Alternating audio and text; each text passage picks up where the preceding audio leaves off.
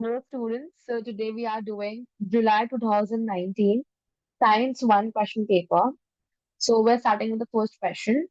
The initial velocity during launching of Mangalyaan must be greater than dash of the Earth. अब देखो हम लोग ना जब कभी भी स्पेस के अंदर कोई भी कुछ भी लॉन्च करना चाहते हैं, वो कुछ भी इंस्ट्रूमेंट हो सकता है, उसकी जो वेलोसिटी होती है ना, वो हमारे अर्थ के एस्केप वेलोसिटी से ज्यादा होना चाहिए। मतलब इस अर्थ के ग्रेविटेशनल पुल को वो एस्केप करके अर्थ से बाहर निकलना चाहता है, तो उसकी एक वेलोसिटी होती है जिसको हम लोग बोलते हैं एस्केप वेलोसिटी। एस्केप वेलोसिटी से ज्यादा अगर मेरे जो भी प्रोजेक्ट की, मतलब मेरे जो भी इंस्ट्रूमेंट की वेलोसिटी होगी, तो ही वो हमारे अर्थ को एस्केप कर पाएगा। ठीक है, तो देखो यहाँ पे मैंने आंसर ना ऑलरेडी जरा लिख कर लाई बिकॉज वो टाइम वेस्ट ना हो। तो देखो, the initial velocity during launching of Mangalyaan must be greater than the escape velocity of the earth. The escape velocity of earth is approximately 11.2 kilometre पर second.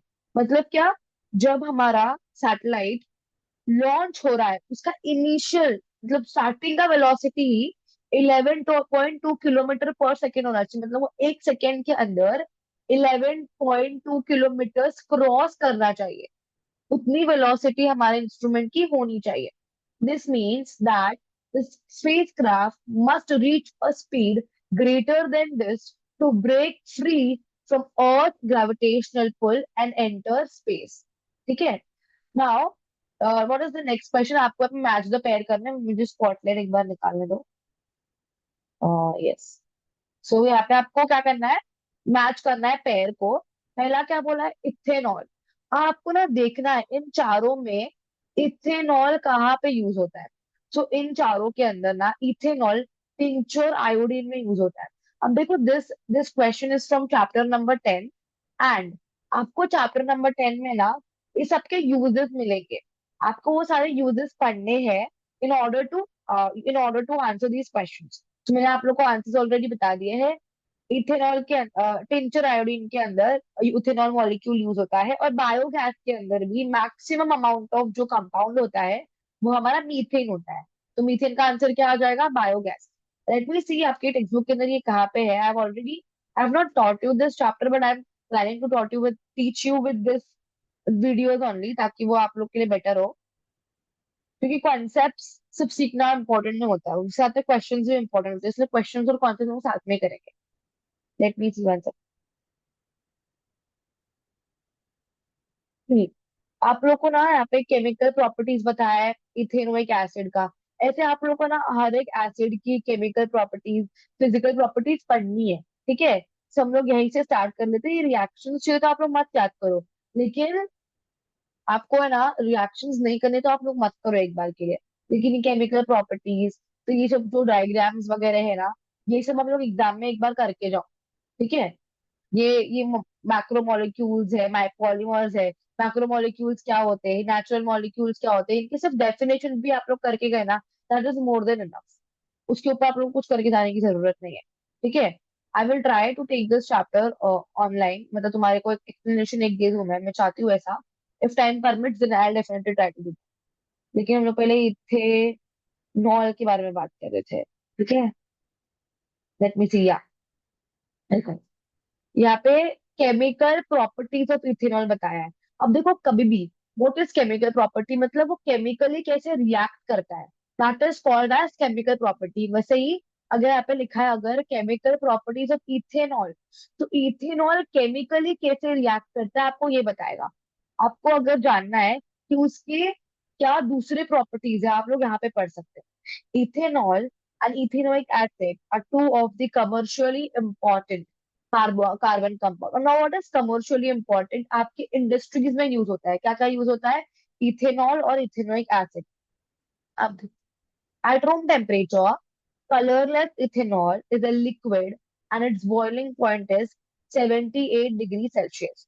Generally, ethanol is called as alcohol or spirit। देखो ये alcohol spirit वगैरह ना, ये last year 9th standard में पढ़ाया हुआ है। ठीक है,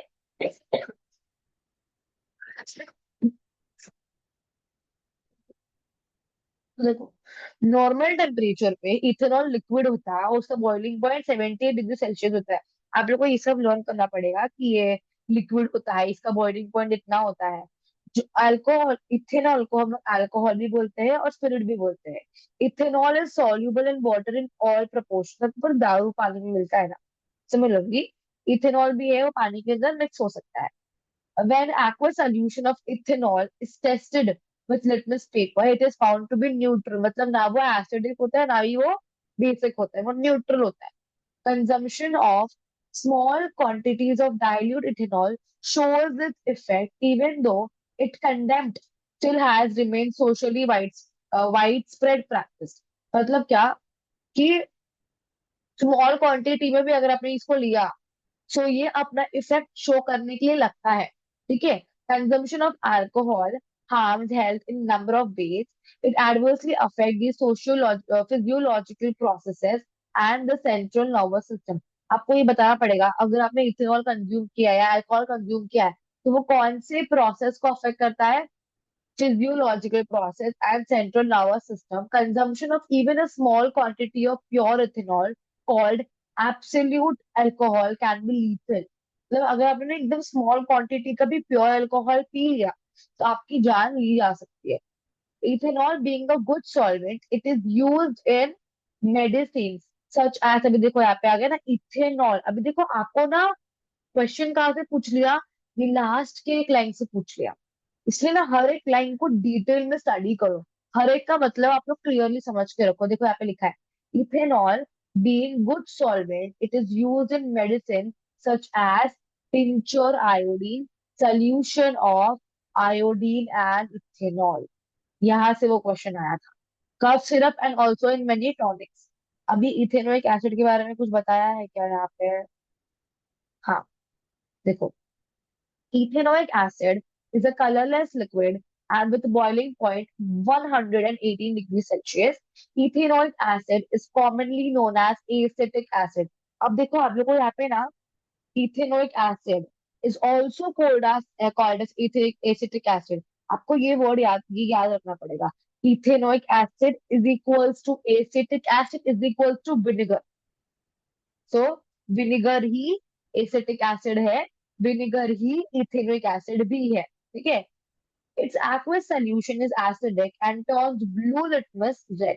आपको आपको पता है अगर कोई चीज एसिड है तो ब्लू लिटमस पेपर को रेड में कन्वर्ट कर देगी, और अगर वो बेसिक है तो ब्लू लिटमस पेपर को ब्लू ही रहने देगी। Vinegar which is use as preservatives in pickle. अब देखो विनेगर को कहाँ कहाँ यूज करते हैं, देखो आपको पता है यहाँ पे ना इथेनोइक एसिड के 3 नाम दिए। आपको एग्जाम में इस पे कंफ्यूज करेंगे, इसीलिए आप लोग क्लियरली याद रखो। इथेनोइक एसिड, एसिटिक एसिड और विनेगर तीनों एक ही चीज है। ओके। तो इट्स एक्वा सॉल्यूशन, सॉरी मैं आगे पढ़ रही थी। आपको ये भी बताना पड़ेगा इथेनोइक एसिड के यूजेस क्या है। तो कभी कभी एग्जाम में बोलेंगे राइट यूजेस ऑफ विनेगर, कभी बोलेंगे right uses of ethanoic acid, कभी बोलेंगे right uses of acetic acid. आपको पता होना चाहिए तीनों भी सेम होता है। मैंने कब बार बार रिपीट कर दे ताकि आपको ये याद रह जाए। ठीक है। तो vinegar which is used as a preservative in pickles is 5 to 8% aqueous solution of acetic acid. What is vinegar? But vinegar is 5 to 8% solution of acetic acid. The melting point of pure ethanoic acid is 17 degree Celsius. अगर हमारा ethanoic acid pure है तो उसका melting point 17 degree Celsius होता है। Therefore, during winter, in cold countries, ethanoic acid freezes at room temperature itself and looks like ice. Therefore, it is named glacial acetic acid. आपको पता है, बोला जाता है कि हमारे पेट्रोल के अंदर है ना, पेट्रोल में हम लोग को इथेनॉल मिक्स करना चाहिए। लेकिन अगर कोई ट्रक वगैरह हमारे हिली रीजन्स पे, जहाँ पे नॉर्थ एरिया पे चल रही है, यहाँ पे बहुत ठंड होती है, बहुत बर्फ पड़ती है, उस केस में हम लोग ऐसा नहीं कर सकते हैं। बिकॉज उस टेम्परेचर के ऊपर हमारा इथेनॉल जो है वो क्या हो जाएगा, फ्रीज हो जाएगा। इसीलिए यहाँ पे ना एक गिव रीजन भी आता है कि नॉर्दर्न एरियाज के अंदर हम लोग क्यों इथेनॉल को मिक्स नहीं करते विद पेट्रोल और विद डीजल। आपका आंसर आना चाहिए, बिकॉज एट दैट टेम्परेचर आपका इथेनॉल जो है वो फ्रीज हो जाएगा, इसीलिए हम लोग उसको नहीं मिक्स करते हैं। आपको ये याद रखना है, ये ग्लेशियर एसिटिक एसिड क्या होता है, वो फ्रीज इथेनॉल को हम लोग ग्लेशियर एसिटिक एसिड बोलते हैं। बिकॉज हम लोग स्मॉल स्मॉल कोने से क्वेश्चन बना रहे हैं, इसलिए हम लोग हर एक चीज प्रॉपरली कवर करते हुए चल रहे हैं। ठीक है। अब हम लोग अल्कोहल को एज अ फ्यूल कैसे यूज करते हैं, ये क्लास में बहुत बार डिस्कस हुआ है, लेकिन ये एक बार फिर से यहाँ पे डिस्कस कर लेते हैं। The sugar cane plant transforms solar energy into chemical energy very efficiently when molasses obtained during production of sugar for sugarcane is subjected to fermentation, alcohol that is ethanol is obtained। आपको पता है कि आप लोग को मैंने science 2 chapter number 7 में सिखाया था कि जब शक्कर बनता है तो उसका जो रिमेन होता है उसको हम लोग क्या बोलते हैं, मोलासिस। मोलासिस के अंदर ना हाई अमाउंट ऑफ कार्बोहाइड्रेट होता है, और आपके जो ईस्ट होते हैं उनको कार्बोहाइड्रेट बहुत पसंद होता है। ईस्ट उन कार्बोहाइड्रेट्स को खाते हैं और उससे क्या बनाते हैं, कार्बन डाइऑक्साइड एंड अल्कोहल। वो अल्कोहल कौन सा होता है, इथेनॉल होता है, जो आपके काम का होता है। ठीक है। On combustion in sufficient air, ethanol gives carbon dioxide and water as only by product. आपको ये आ सकता है रिएक्शंस के अंदर, इथेनॉल दे देंगे, एक एरो दे देंगे और ऊपर ट्रायंगल दे देंगे और बोलेंगे रिएक्शन कंप्लीट करो। तो इथेनॉल, मैं यहाँ पे आपको लिख के दिखाती हूँ मैं क्या बोलना चाह रही हूँ आप लोग को। देखो, यहाँ पे आएगा आप लोग को इथेनॉल प्लस हीट, क्या देगा, क्या देगा ये, कार्बन डाइऑक्साइड। मैं यहाँ पे इज इक्वल्स टू बनाती हूँ, कार्बन डाइऑक्साइड, और आपका ये आंसर होना चाहिए। ठीक है। मेरा सिर्फ ये काम नहीं है कि जो क्वेश्चन आया है सिर्फ उसी को करा, उसके आसपास के क्या क्या आ सकते हैं वो पॉसिबिलिटीज भी साथ में लेके चल रही है। ठीक है। ये वाला ध्यान में रख लेना एक बार। In this way ethanol is a clean fuel, because देखो यहाँ पे क्या मिल रहा है, सिर्फ कार्बन डाइऑक्साइड मिल रहा है और वाटर मिल रहा है। मैंने वाटर लिखना भूल गया, सॉरी। आपको उसके अलावा और कुछ नहीं मिल रहा है। तो आपको पूछा जा सकता है एग्जाम में, इथेनॉल को हम लोग क्लीन फ्यूल क्यों बोलते हैं, बिकॉज इथेनॉल को जलाने के बाद में आपको सिर्फ कार्बन डाइऑक्साइड और वाटर मिलता है, कोई भी हार्मफुल गैस नहीं मिलता है। ठीक है, इसीलिए इन this way ethanol is a clean fuel. अभी देखो ये 3 लाइन में से आपको गिवन पूछा तो क्या करेंगे, इसलिए अच्छी तरीके से सारा स्टडी करना, अच्छी तरीके से रीड करना टेक्स्ट बुक को, ताकि आप लोग को आंसर करते आना चाहिए। Therefore, in some countries, it is used as an additive to increase the efficiency of petrol. Such a fuel is called as gasoil। आपको पता है, आप लोग को इसी पेपर के अंदर आगे पूछा है गैसोल क्या होता है। ठीक है। सो आप लोग यहाँ पे बता सकते हो कि हम लोग जब किसी पेट्रोल या डीजल के अंदर हम लोग इथेनॉल को ऐड करते हैं तो हम लोग ऐसे फ्यूल को गैसोल बोलते हैं। ठीक है। तो आपके पेपर में आने वाला है, ये आगे आई विल टेल यू कि देखो ये यहाँ से आया हुआ है, लेकिन स्टिल आपको ये पता होना चाहिए। And please when you have your text book along with you, please right this side में, ताकि आप लोग को एग्जाम में ये काम आए। ठीक है। तो आई होप मैंने आप लोग को ये प्रॉपरली एक्सप्लेन किया है। नेक्स्ट मेरा आता है क्वेश्चन, आता है राइट कोरिलेशन। अभी क्या बोला है, molecular formula of beryllium oxide is BeO। So molecular formula of beryllium chloride क्या होगा। आप जब कभी भी ऐसा क्वेश्चन पूछेंगे ना, मैं आपको समझाती हूँ कैसे आपको आंसर करना है। पहले मैं ये स्क्रीन शेयर को काम बंद कर देती हूँ। मैं ये वाला स्क्रीन खोलती हूँ। ठीक है, आप लोगों को मैं दिखाती हूँ कि मैं आपको क्या समझाना चाह रही हूँ। देखो, अभी ना मेरे को ड्रॉ करना है। देखो,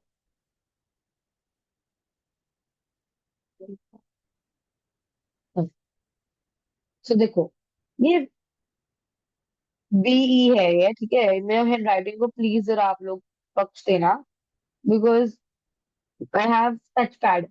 टच पैड से लिखना है, आप कैसे लिखो प्रॉपरली वो थोड़ा प्रॉब्लम होता है, मेरा थिकनेस इसकी इंक्रीज कर। ठीक है। सो फिर भी प्रॉब्लम हो रहा है।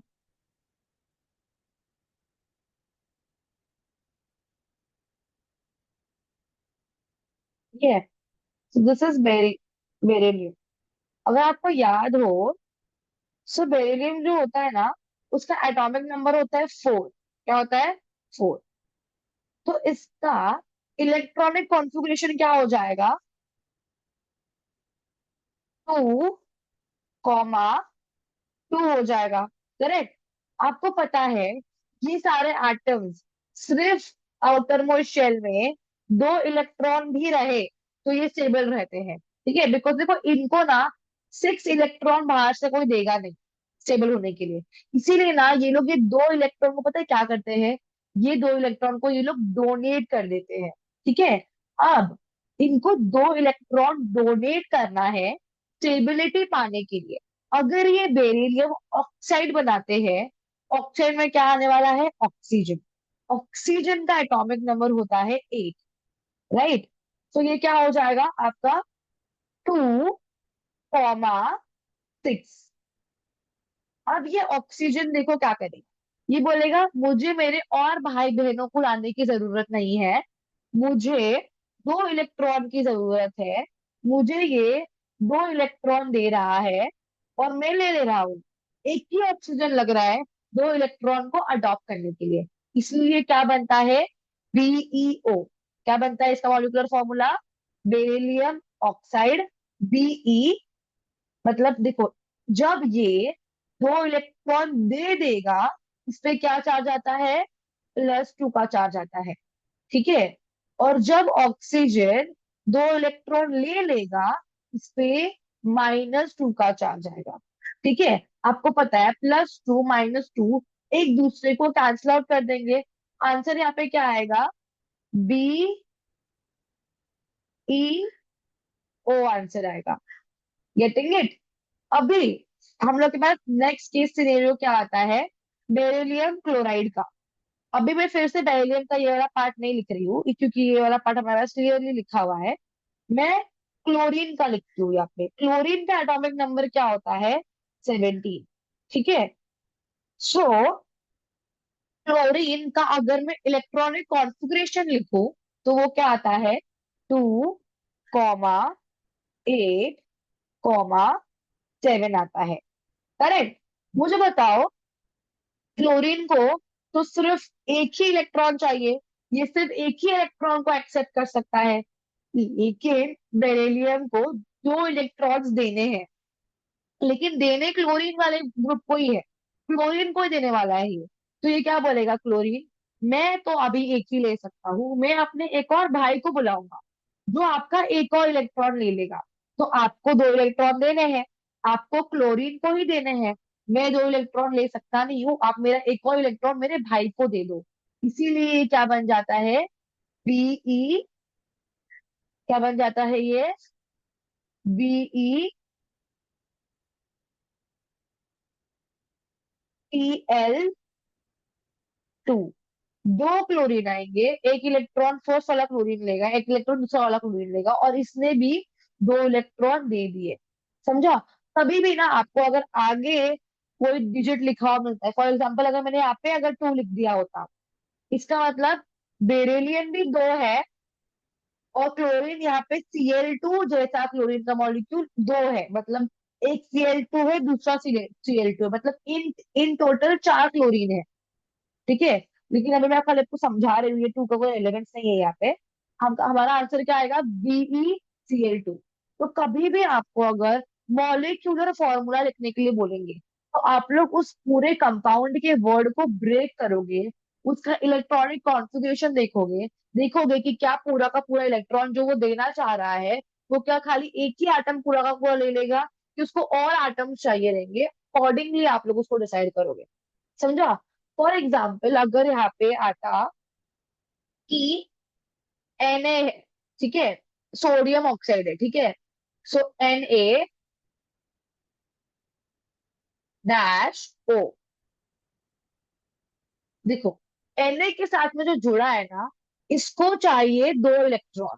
क्या क्या क्या चाहिए इसको, दो इलेक्ट्रॉन चाहिए। Na जो है वो खुद अकेला एक ही इलेक्ट्रॉन दे पाता है, इसीलिए क्या करेगा, एक और अपने भाई को बुलाएगा, क्या बुला लेगा वो, Na2। तो Na2 मिलके दो इलेक्ट्रॉन किसको देंगे, ऑक्सीजन को देंगे, और तब जाके ये सोडियम ऑक्साइड का कंपाउंड कंप्लीट होगा। आपको मॉलिक्यूलर फॉर्मूलाज लिखते वक्त ध्यान, मतलब लिखते वक्त आपको ये सब प्रॉपरली ध्यान देना है कि जो गिवर है वो कितना दे रहा है, जो रिसीवर है उसको कितना चाहिए, क्या रिसीवर को एक से ज्यादा चाहिए क्या इलेक्ट्रॉन, या दो से ज्यादा चाहिए क्या, तो हम लोग को गिवर का अमाउंट चेक करना पड़ेगा एंड अकॉर्डिंगली आपको ऐसा डिसीजन लेना पड़ेगा। ठीक है। सो कभी भी मॉलिक्यूलर फॉर्मूला लिखने के लिए क्वेश्चन आए, उस वर्ड को ब्रेक करो, देखो सामने वाला कितना दे रहा है, देखो सामने वाला कितना ले रहा है, कितने और एटम्स लगेंगे उसको प्रॉपरली सेटिस्फाई करने के लिए, और उस हिसाब से आपका आप लोग मॉलिक्यूलर फॉर्मूला लिख के आना। इस वाले क्वेश्चन के लिए आंसर क्या आएगा, BeCl2 आएगा। ठीक है। So I show my different screen to you now.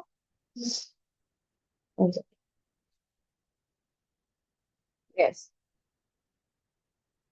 तो आपका यहाँ पे आंसर क्या आता है, BeCl2। मैंने आप लोगों को आंसर इसलिए लिखा बिकॉज देखो ये क्या ना, बार बार करने में ना प्रॉब्लम होती थी, मतलब कभी कभी ये टेक्स्ट बॉक्स पता नहीं था नीचे, यानी सब प्रॉब्लम होती थी, इसीलिए मैंने पहले से ही सारे आंसर्स टाइप करके लेके आई हूँ, क्योंकि आप लोगों का ये टाइम ना थोड़ा सेव हो जाए। ठीक है। अब नेक्स्ट क्वेश्चन आपको क्या पूछा है कि सिंपल माइक्रोस्कोप को हम लोग यूज करते हैं वॉच को रिपेयर करने के लिए, तो आपका आंसर यहाँ पे ट्रू आएगा। देखो, simple microscope also known as a magnifying glass, and also this question is from chapter number 7। ठीक है। Simple microscope also known as a magnifying glass is often used for watch repair. It helps watchmakers see the tiny component of a watch more clearly, making it easier to perform delicate tasks like adjusting or replacing small parts. So I hope इसमें कुछ भी ऐसा rocket science जैसा तो कुछ था नहीं। सो ये आप लोगों को क्लियर हो गया है।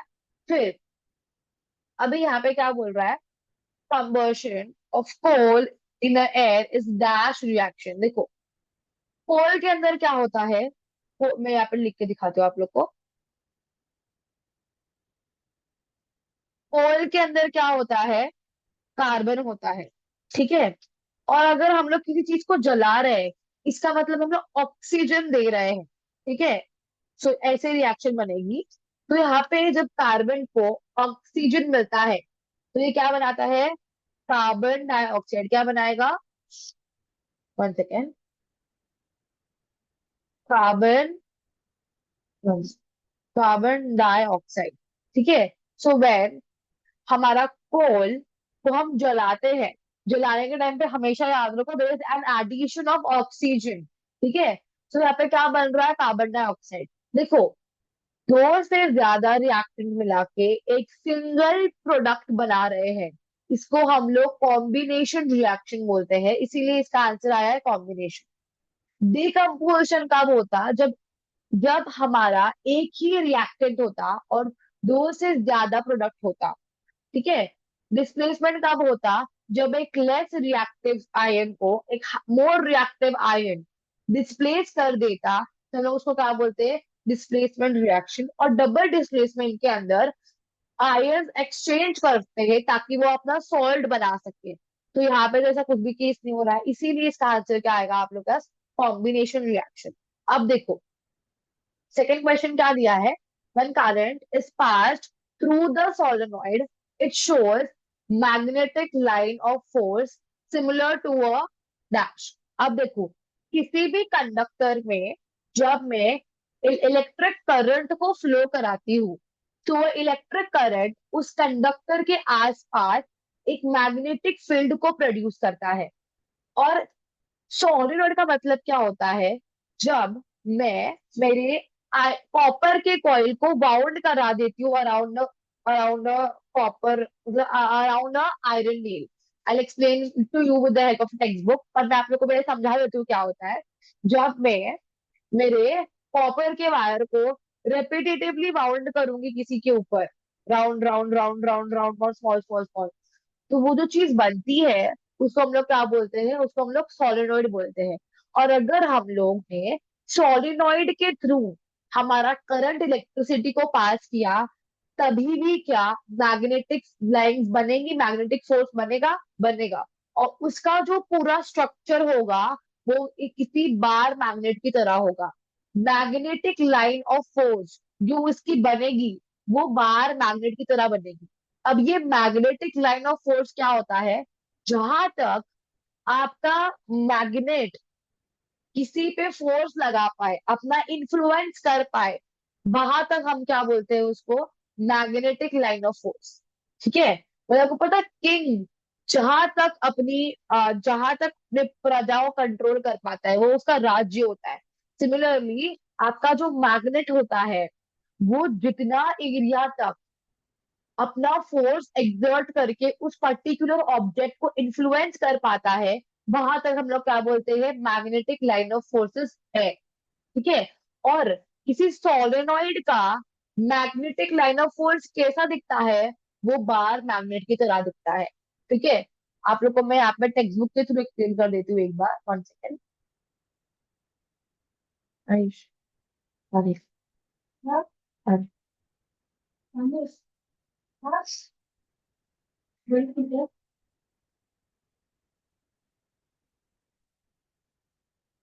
One minute।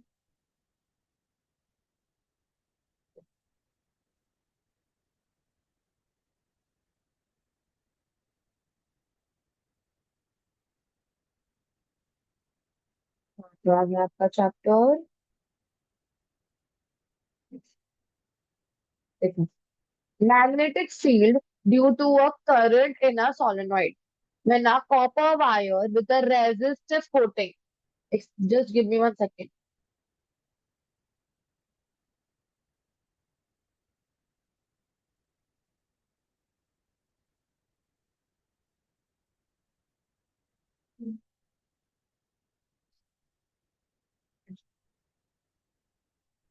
When a copper wire with a resistive coating is wound in a chain of loop।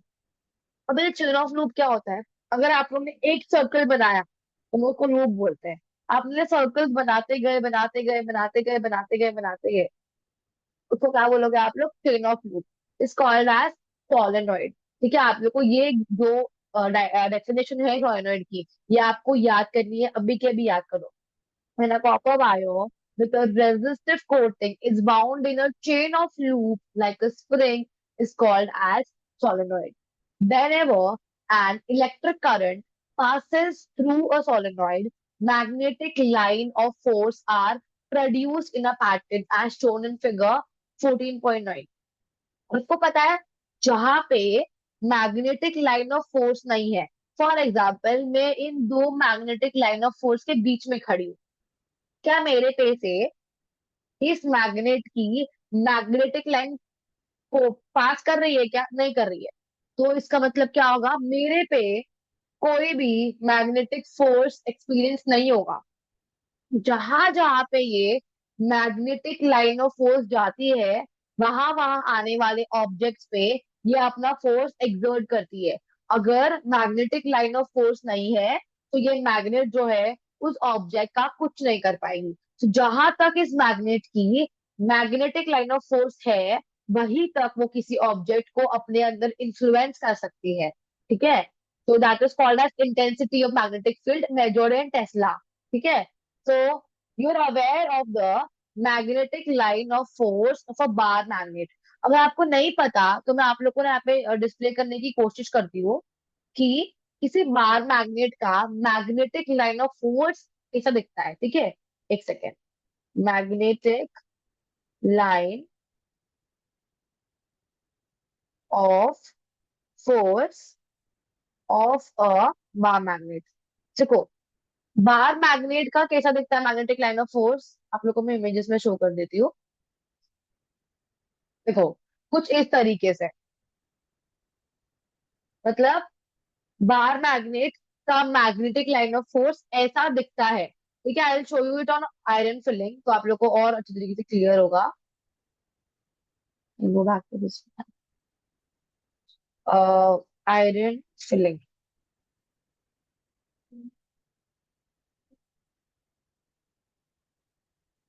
देखो, आई होप मुझे मिले। देखो, अगर मैंने अगर मैंने मैग्नेट रखा और मैंने मैग्नेट के, अगर मैंने आयरन फिलिंग्स रखा, आयरन फिलिंग्स, और उसके बीच में मैंने मैग्नेट रख दिया, सो आयरन फिलिंग्स के ऊपर देखो कैसे मैग्नेटिक लाइन ऑफ फोर्स हो रही है, मतलब इन आयरन फिलिंग्स को इन्होंने कैसे अट्रैक्ट किया है। सो ये सारी जो लाइंस है वो क्या होगा, मैग्नेटिक लाइन ऑफ फोर्स होगा।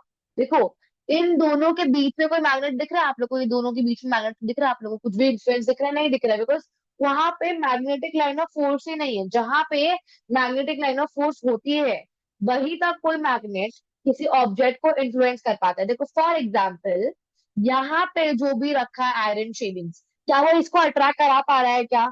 नहीं। मतलब क्या होगा, वहां पे मैग्नेटिक लाइन ऑफ फोर्स बनी ही नहीं होगी। ठीक है। कुछ इस तरीके से मैग्नेटिक लाइन ऑफ फोर्स बनती है, जो भी इस लाइन के बीच में आएगा उसको ये मैग्नेट इन्फ्लुएंस कर पाएगा। ठीक है। सो सोलेनॉइड का भी कुछ मार मैग्नेट की तरह ही दिखता है। 1 मिनट। दिस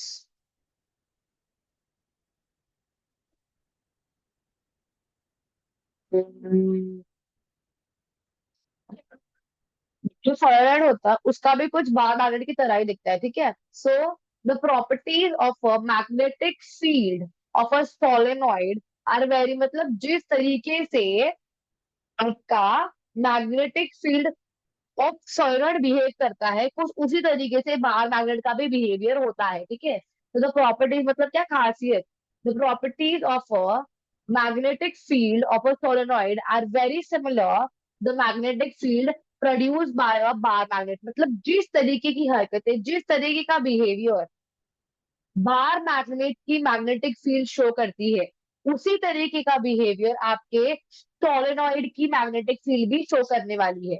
तो magnetic field of a solenoid is similar to bar magnet. ठीक है। One of the open ends of a solenoid act as a magnetic north pole, मतलब इनमें से कोई एक साइड नॉर्थ पोल के जैसा बिहेव करेगी and the other as south pole. The line of force inside the solenoid are parallel to each other. What does it mean? इसका मतलब क्या है कि ये जो भी मैग्नेटिक लाइन ऑफ फोर्स है इस सोलेनॉइड के अंदर एकदम पैरेलल है। मतलब एकदम आपको दिख रहा है ये किसी से मीट नहीं कर रही है, एकदम स्ट्रेट स्ट्रेट स्ट्रेट स्ट्रेट जा रही है। इसका मतलब क्या होता है? देखो, अगर मैग्नेट के अंदर मैग्नेटिक फील्ड जो होती है ना, वो कांस्टेंट होती है। फॉर एग्जाम्पल, अगर मैं यहाँ पे खड़ी हूँ, यहाँ पे देखो, मैं आज यहाँ पे आई लिखा है ना, मैं वहां पे खड़ी हूँ। मेरे पे जो मैग्नेटिक फोर्स का एक्सपीरियंस यहाँ पे होगा, वही एक्सपीरियंस मुझे यहाँ पे भी मिलेगा। मुझे जितना खिंचाव इस जगह पे मिल रहा है उतना ही खिंचाव मुझे इस जगह के में मिलेगा। फॉर एग्जाम्पल, अगर मैं यहाँ पे खड़ी रहती हूँ, देखो मैं आप लोगों को मेरा रेड कलर का जो स्पॉटलाइट है ना वो दिखाती हूँ, आपको शायद और क्लियरली समझ में आए।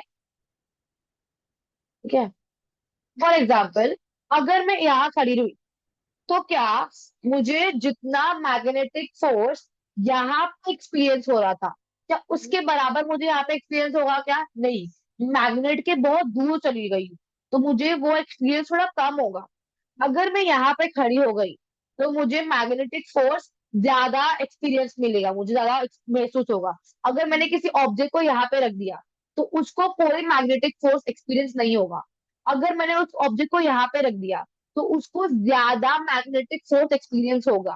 ठीक है। लेकिन मैं क्या बोल रही हूँ, अगर मैं इस ऑब्जेक्ट को इसके अंदर, इस कॉइल के अंदर, चाहे मैं यहाँ पे रखूं, चाहे मैं यहाँ पे रखूं, जो उसको फोर्स महसूस होने वाला है वो सेम ही रहेगा। तो हम लोग क्या बोलते हैं, मैग्नेटिक फोर्स या magnetic line of force inside the solenoid और inside the bar magnet is the same. मतलब मैं किसी ऑब्जेक्ट को यहाँ पे रख दूं या मैं किसी ऑब्जेक्ट को यहाँ पे रख दूं, उन दोनों पे ही जो मैग्नेटिक फोर्स एक्सपीरियंस होने वाला है वो सेम होता है। So magnetic force inside the solenoid or inside a magnet is constant, मतलब same. I hope I am very clear with this. ठीक है। So मैंने आप लोगों को ये भी रिवाइज करा दिया with the help of example, तो जो यहाँ पे लिखा भी है, this means that the intensity of magnetic field, मतलब magnetic field कितना strong है within the solenoid is uniform everywhere। मतलब magnetic field in a solenoid is uniform, मतलब जो सोलेनॉइड की अंदर की मैग्नेटिक फील्ड है वो सेम है। मतलब अगर आप इधर पे भी खड़े हो, आप पे उतना ही फोर्स लगाएगी। अगर आप इधर पे भी खड़े हो, इधर पे उतना ही फोर्स लगाएगी। और अगर आप इधर पे भी खड़े हो तो भी आप पे उतना ही फोर्स लगाएगी। ठीक है। हाँ। तो हम लोग नेक्स्ट टॉपिक पे बढ़ते हैं आगे। सो देखो ये इसलिए यहाँ पे आंसर क्या आएगा, when the electric current is pass to the solenoid it shows magnetic line of force similar similar to that of a bar magnet. ठीक है, आगे क्या लिखा है, the crystals of ferrous sulfate are dash in color, they are, देखो आप लोगों को ये याद करना पड़ेगा कि ferrous sulfate जो होता है FeSO4, 1 सेकेंड, उसके क्रिस्टल्स का क्या कलर होता है, पेल ग्रीन। ठीक है, फिर क्या आया है, a laser beam enters into a soap solution in water, sorry just give me 1 second,